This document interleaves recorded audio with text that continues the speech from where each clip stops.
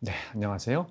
지중해 역사와 예술을 공부하면서 행복해지는 시간, 지중해 시간여행이 마련한 튀르키예 역사예술 기행이 3편째. 오늘은 이제 그 튀르키예 땅에서의 선사시대부터 훈족이 들어올 때까지의 역사, 요거를 이제 3편에서 살펴보겠습니다.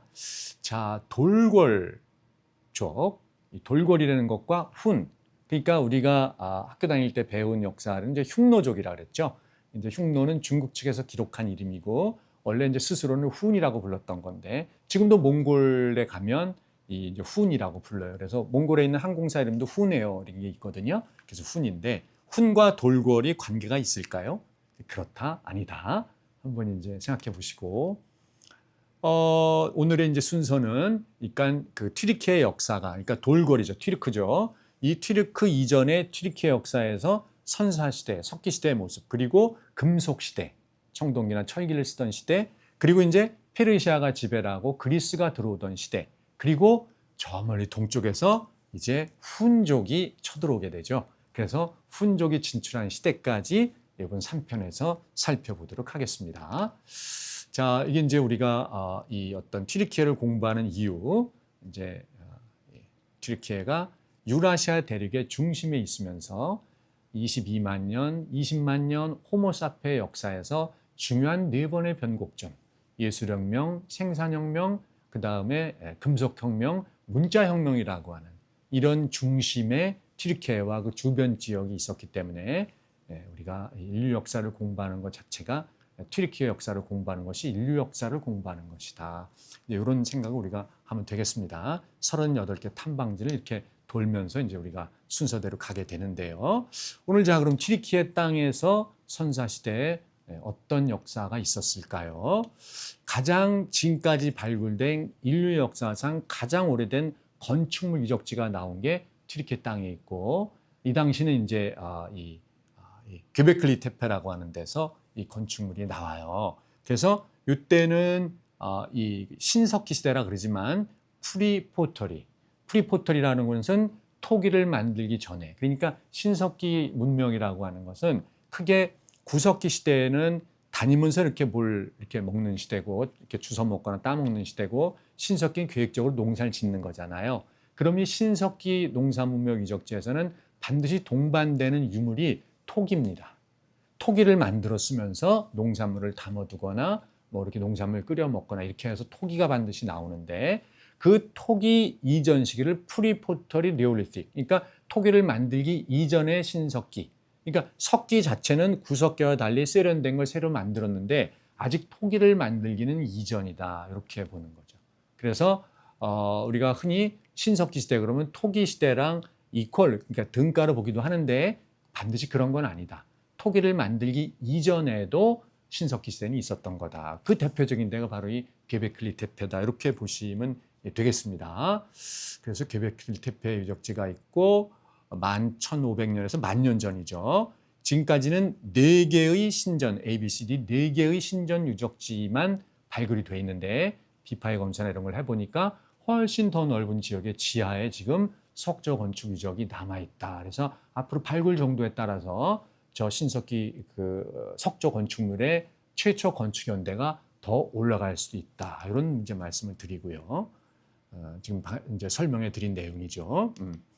그다음에 여기서 이제 조각들이 많이 나왔어요. 그래서 산리 우루파 고고학박물관에 가면 göbekli tepe에서 출토한 그리고 주변 다른 지역에서 출토된 이 초기 시대에 10,000년에서 12,000년 사이의 그 인류의 조형 예술품들이 많이 있습니다.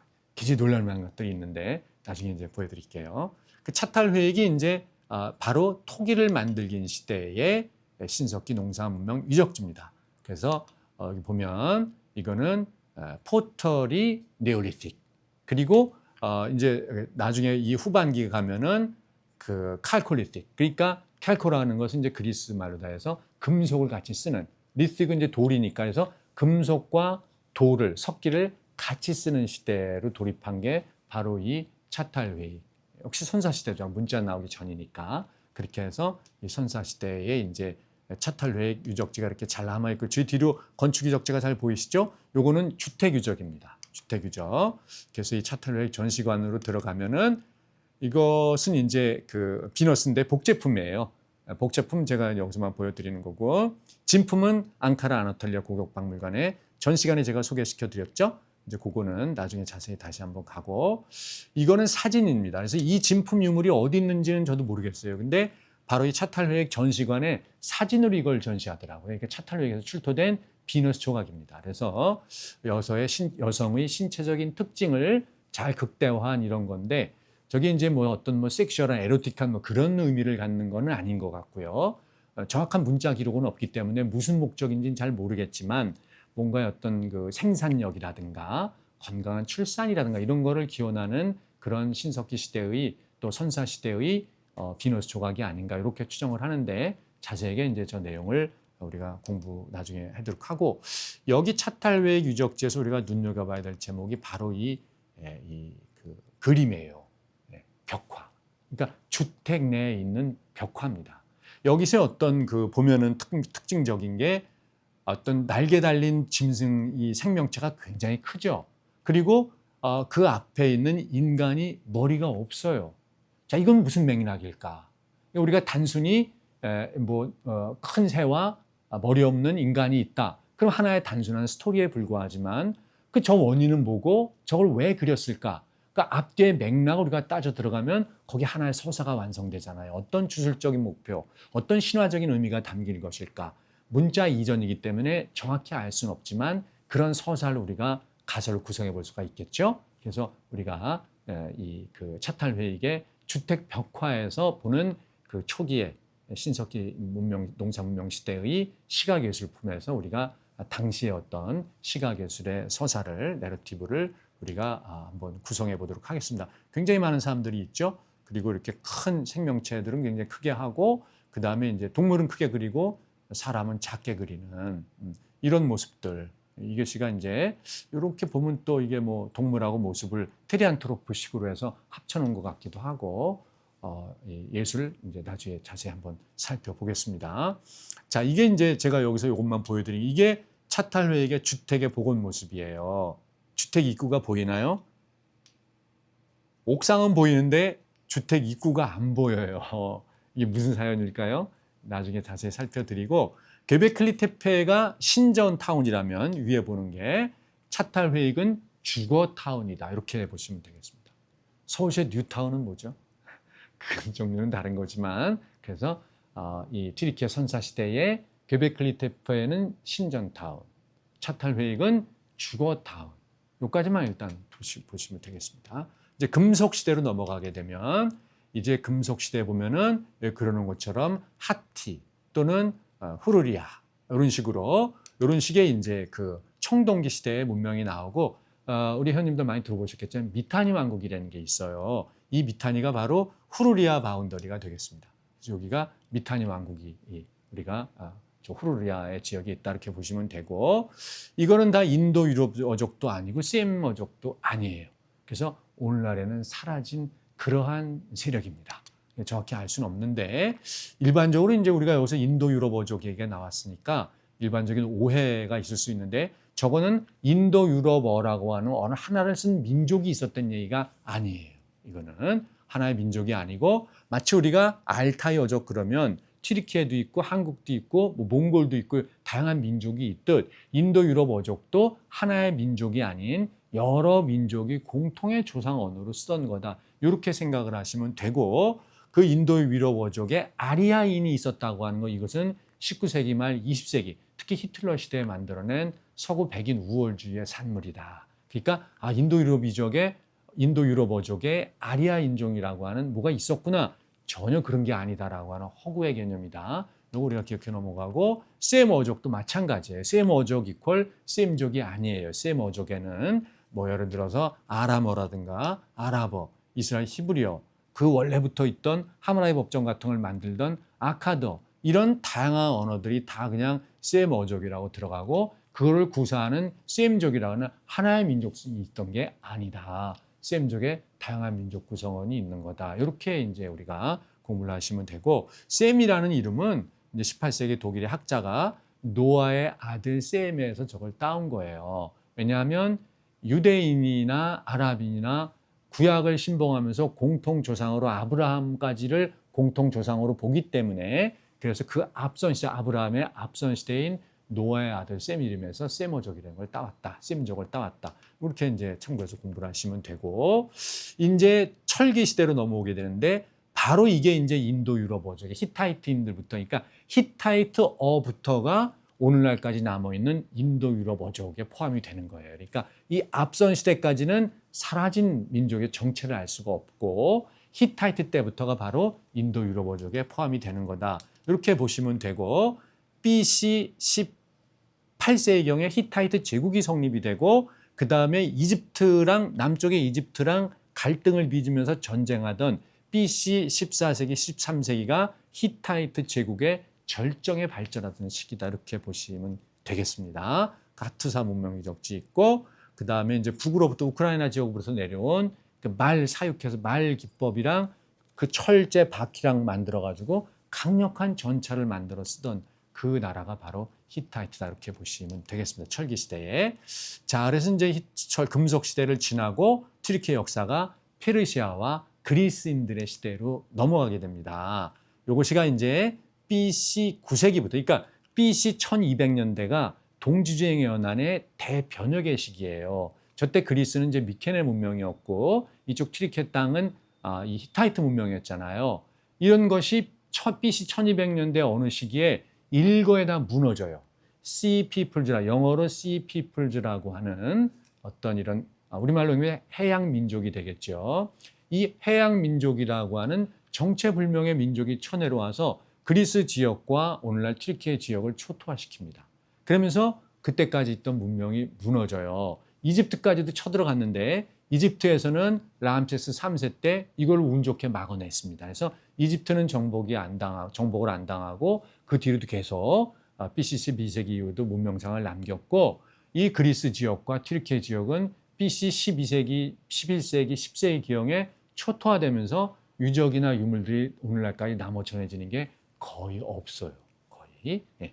그 뒤로 이제 BC 9세기가 되면 동쪽으로 우라르트 지역, 오늘날 이제 아르메니아인의 직접 조상이 아니겠는가 이렇게 추정이 되는 우라르트인들이 들어오고 터키 중남부 쪽으로 오면 이제 리디아, 리키아 이런 지방이 있고 또 카리아 이런 데가 있고 그리고 그 옆으로 오른쪽 옆으로 페르시아가 BC 6세기에 치고 들어오는 거예요. 그리고 이제 그리스인들도 이미 그 전부터 이 에게해를 건너가지고 이오니아 지방, 즉 터키의 서부 연안 지방으로 들어오게 된 거고 그러니까 BC 한 10세기, BC 9세기경이 되면 튀르키예 땅의 서쪽에서 그리스인들, 주로 이오니아인 중심으로 그리스인들이 들어오게 되고 그 다음에 남부지방으로는 카리아인, 리디아인, 니키아인들이라는 게 이게 있고 그리고 BC 6세기가 되면 동남쪽에서 거대 제국 페르시아가 밀고 올라오면서 튀르키예 전역의 그리스, 이오니아 도시들까지 싹 지배를 하면서 BC 6세기 말이 되면 그러니까 BC 한 500년이 되면 튀르키예 땅이 완벽하게 페르시아 제국의 손아귀로 넘어가게 됩니다. 이제 네. 페르시아가 이게 이제 페르시아 이 지도를 보시면 그래서 이 주황색으로 표시된 데가 페르시아고 그 다음에 그 서쪽으로 스파르타나 아테네 같은 도시국가 형태의 작은 그리스 도시국가들이 이제 나오게 되는 거죠. 그리고 이제 그 알렉산더가 이 페르시아 제국을 붕괴시키면서 그 페르시아 땅이 전부 그리스인들의 지배 영역으로 들어가게 되고 BC 323년이죠. 알렉산더가 유서 깊은 메소포타미아 역사 도시 바빌론에서 저녁 낮에 심포전 회식하다가 술 먹다 쓰러져가지고 열흘 만에 죽게 되잖아요.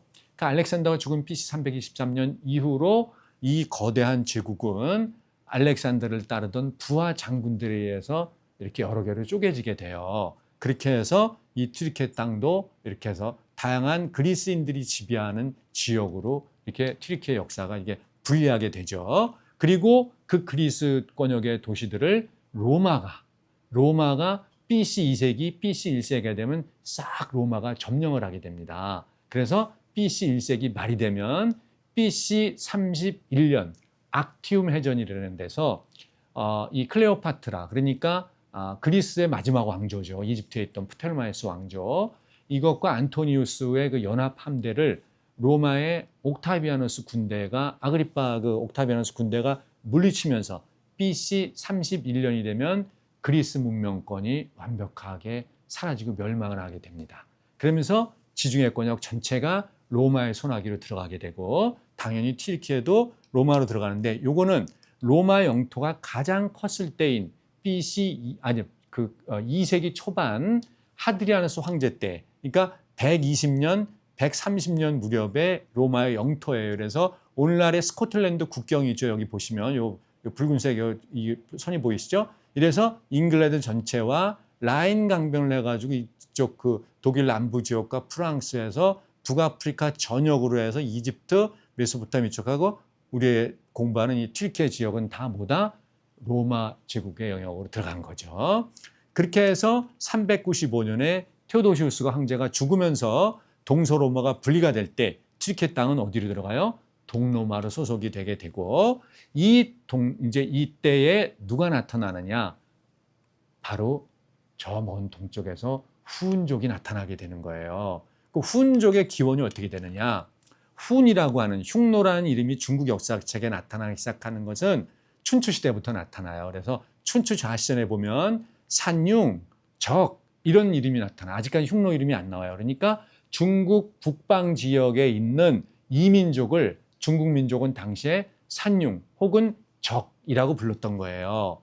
그죠? 그 다음에 전국시대가 되면 BC 5세기가 이제 전국시대잖아요. 전국시대가 되면 전국책이라는 책에 호라고 불러요. 그러니까 오랑캐를 할 때 호인, 호. 그래서 호라는 명칭으로 등장을 하게 되고 맹자에도 보면 이제 맹자에 보면 전국시대에 동이 그 호를 구체적으로 동이, 서융, 남만, 북적. 그러니까 흉노족이 있었을 거로 추정되는 북쪽은 뭐예요? 적이라는 표현을 썼던 거죠. 북쪽에 있는 적이니까. 그래서 이제 이 적이라고 하는 이름으로 나타나고 드디어 이제 산융, 적, 호, 북적 이렇게 부르다가 드디어 우리가 다 회원님들 알고 계시는 중국 역사책 사기라고 하는 기전체 형식의 본격 역사책 사기를 쓴 사마천의 사기 때 BC 1세기 초에 이때 처음으로 이제 사기의 흉노라고 하는 이름이 등장합니다. 그래서 흉노열전이라는 게 나오면서 이제 흉노족에 대한 묘사가 훈족에 대한 묘사가 이제 본격적으로 나오기 시작하고 우리가 관심 있는 거는 한나라의 유방 그러니까 한 고조가 BC 202년에 한나라를 세웠던 한 고조 때 흉노의 묵돌 선우라고 하는 것은 이 선우가 흉노의 왕을 나타내는 호칭이에요. 이 흉노의 묵돌이라고 하는 흉노의 왕이 한나라 유방과 백든상 전투를 치렀다라는 내용이 나오면서 한나라와 흉노와의 전투들이 많이 이제 묘사가 되기 시작하면서 흉노가 본격적으로 중국 역사에 등장하게 되는 거죠. 자, 그 뒤로 훈족이 그럼 어떻게 되느냐? 이 중국 만리장성 북쪽의 내몽골과 몽골촌에 살던 훈족이 대대적으로 여러 차례에 걸쳐서 서쪽으로 이동을 하게 되는데 1차 서진이 BC 3세기에서 BC 1세기 사이에 훈족이 서쪽으로 이동을 합니다. 그때의 1차 서진 때 어디까지 가느냐? 중앙아시아에 바로 이 하늘색으로 표시해 놓은 오늘날의 중앙아시아 지역으로 훈족이 퍼져서 가게 돼요. 훈족이. 그러니까 서쪽에서 온 스키타이족들이 이 동쪽의 바운더리가 바로 이 지역까지 스키타이족이 들어오거든요. 그러니까 그 스키타이 그 지역을 무너뜨리면서 훈족이 중앙아시아까지 진출하는 게 1차 서진. 그 다음에 2차 서진은 이제 서력 기원 후로 들어와서 2세기에서 4세기 사이에 이때 서쪽으로 다시 이동을 하는데 그때는 중앙아시아를 넘어가지고 카스피해 심지어는 흑해 동쪽까지도 훈족이 넘어가게 됩니다. 이렇게 되고 이제 중요한 게 3차 서진이에요. 3차 서진 때 주황 지도에서 주황색으로 보이는 저 부분이 훈족이 몽골 초원을 떠나가지고 중국 문명의 바운더리를 떠나서 완전히 서쪽으로 이동하게 되는 그게 바로 4세기다. 그래서 이제 서구 역사에서 이제 훈족이 등장하기 시작하는데 375년에 드디어 로마 역사 권역으로 훈족이 나타나기 시작을 하게 되는 거죠. 이렇게 해서 이제 훈족은 중국 문명, 범중국 문명 바운더리에서 완전히 사라지게 됐다. 이제 이렇게 보시면 되는 거예요.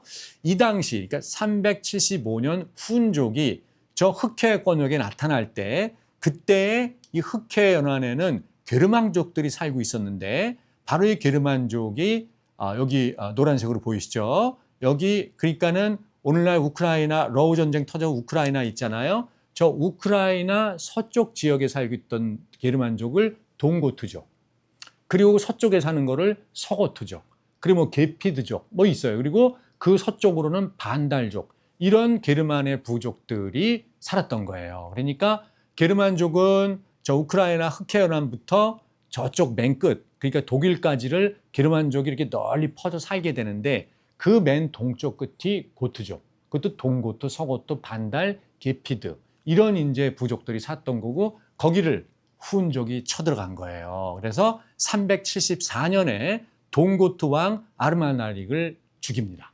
훈족이 쳐들어가서 게르만족을 죽이기 시작하는 거죠. 그러니까 동고트족이 저렇게 되니까 서고트가 깜짝 놀래가지고 서고트가 375년에 이동을 해서 동로마 권역으로 침투해서 넘어가게 된 거예요. 이게 서양사에서 얘기하는 게르만족의 대이동이라는 것이 이때 생긴 거예요. 물론 2세기 때 이때부터 게르만족과 로마는 지속적으로 전투를 벌였지만, 그거는 이제 로마와 게르만의 국경에서 로마가 국경을 확실히 지키기 위해서 게르만족들을 정벌하는 차원이고, 게르만족이 본격적으로 이동을 시작해가지고 로마 권역으로 들어오게 된 건 바로 이 훈족의 이동에 의해서 그렇게 된 거다. 이렇게 보시면 되는 거죠.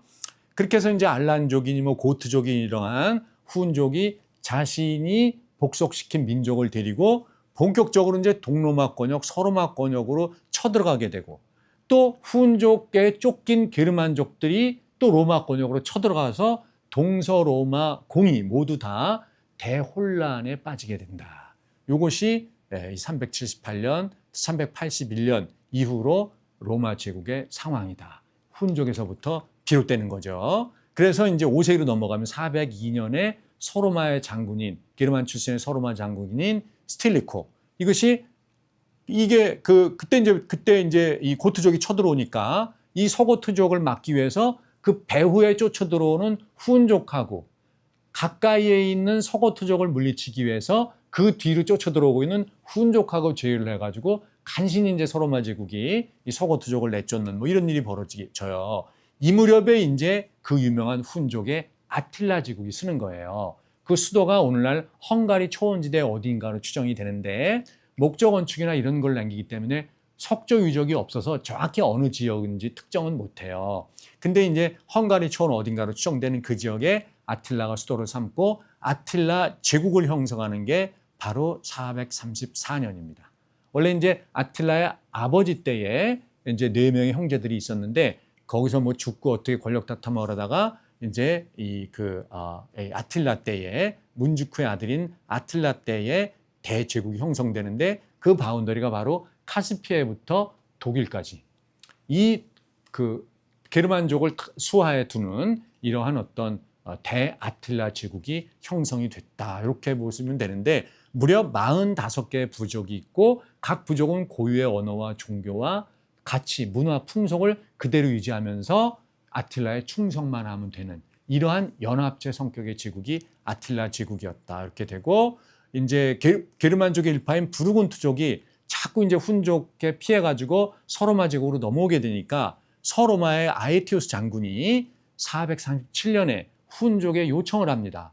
부르곤트 좀 쳐주세요. 그래가지고 442년 설도 있습니다만 437년에 그 유명한 훈과 부르군투 전투가 펼쳐진 거예요. 이때 훈의 그 서쪽 지역 왕이 이제 그 옥타르의 그 작은 아빠인 아틸라의 작은 아빠인 옥타르인데, 이 437년에 벌어진 훈과 부르군투 전투에서 부르군투 왕이 죽고, 그리고 부르군투 민족이 한 뭐 2만 명이 죽었다라고 이런 설이 있는 거죠. 그러니까 게르만 민족의 원형이잖아요, 부르군투족이. 그리고 나중에 저 부르군투족이 들어와 오늘날의 그 부르고뉴 포도주, 프랑스어로 하면 부르군투가 부르고뉴예요. 그래서 이때 그 부르군투인들이 대학살을 당하고 남아있는 일부 남은 부르군투인들은 이제 로마에 완전히 손을 들고 로마의 인정 아래 로마 권역으로 들어와서 대충 땅 조금 얻어가지고 살게 된 거예요. 그게 바로 오늘날 프랑스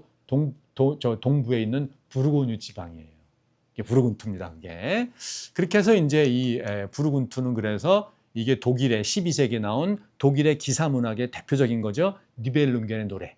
이게 이제 영화인 지그프리드라고 하는 영화도 있었잖아요. 저도 이제 초등학교 때 우리 시골 우리 고향의 극장에 이제 들어왔던 그 영화가 기억이 나는데 이게 바로 이제 배경이 되는 게 바로 437년의 훈과 부르군투, 훈과 부르고뉴 전투입니다. 이게 아주 유명한 거죠.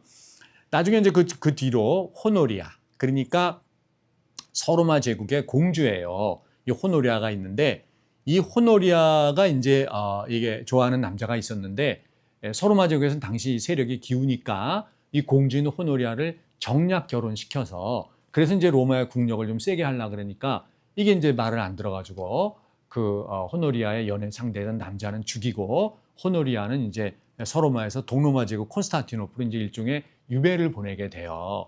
그러니까 호노리아가 이제 화가 나가지고 자기 사랑을 못 이루니까 화가 나서 홧김에 뭐 한다고 바로 이 아틸라 제국의 후운족 아틸라에게 청혼하는 편지를 보냅니다. 반지와 함께. 그러니까 저 때는 이제 아틸라는 50대 후반이고 호노리아는 이제 30대 초반인데 아틸라가 이제 뭐시구나 해서 아이고 결혼하겠습니다 이렇게 된 거죠.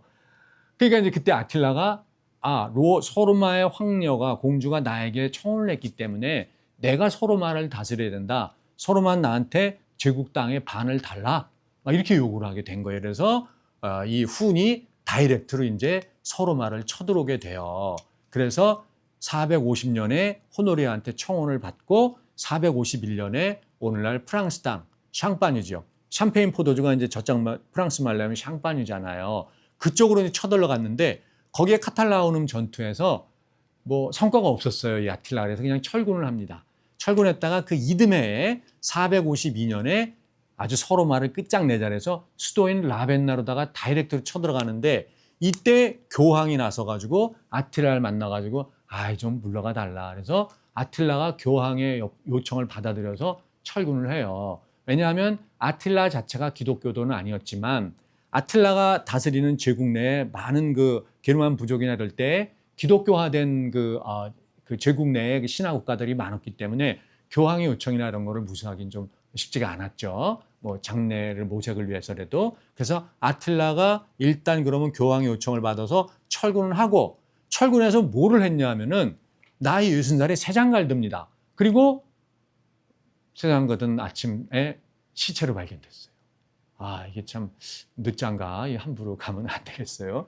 그래가지고 아틸라가 죽고 16년 만에 급속하게 제국이 붕괴가 돼요. 이게. 그래서 요 한 장의 훈이 이쪽 4세기에 3차 이동으로 서쪽으로 이동하게 되는 1차, 2차, 3차의 이동과 3차 이동 때 374년 5년부터 이쪽으로 흑현안으로 와가지고 게르만족을 치는 요 역사가 요 한 페이지에 제국의 붕괴까지 요 한 페이지에 훈족과 훈족이 튀기에 나타나는 요 역사를 정리해 드렸으니까 요 페이지만 잘 보시면 훈족이 튀르키예 땅에 어떻게 영향을 미쳤는지 그 역사가 잘 나타나게 된다. 그래서 오늘 강의는 여기까지 보도록 하겠습니다.